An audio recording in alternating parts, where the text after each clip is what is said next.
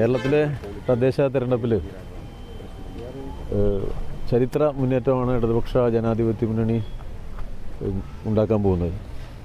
വലിയ വിജയം സംസ്ഥാനത്തെ എല്ലാ തലത്തിലുമുള്ള തദ്ദേശ സ്ഥാപനങ്ങളിലേക്ക് ഇടതുപക്ഷ ജനാധിപത്യ മുന്നണിക്ക് ഇത്തവണ ലഭിക്കും. കഴിഞ്ഞ തവണത്തേക്കാൾ മികച്ച വിജയമാണ് ലഭിക്കാൻ പോകുന്നത്. ഈ തെരഞ്ഞെടുപ്പിൽ UDF സ്വീകരിച്ച അത്യന്തം അവസരവാദപരമായ രാഷ്ട്രീയ നിലപാടുകളോടുള്ള ജനങ്ങളുടെ എതിർപ്പ് തെരഞ്ഞെടുപ്പിൽ വോട്ടെടുപ്പിലൂടെ പ്രകടമാവാൻ പോവുകയാണ്. BJP ആണ് നമ്മുടെ രാജ്യത്ത് അപകടകരമായ വർഗീയതയിലൂടെ സമൂഹത്തെ ഭിന്നിപ്പിക്കുന്ന പ്രചരണ പ്രവർത്തനങ്ങൾ തുടർച്ചയായി നടത്തിപ്പോരുന്നത്. ബാബരി മസ്ജിദ് തകർത്ത്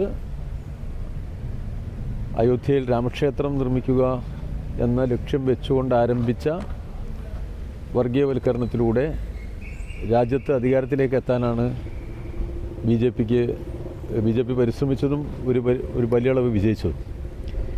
വർഗീയത കൊണ്ട് രാഷ്ട്രീയ ലാഭം ഉണ്ടാക്കുക എന്ന BJP തന്ത്രമാണ് ഇത്തവണ കേരളത്തിൽ UDF പ്രയോഗിച്ചത്. BJP ഭൂരിപക്ഷ വർഗീയതയെ മാത്രമാണ് പ്രോത്സാഹിപ്പിക്കുന്നത്.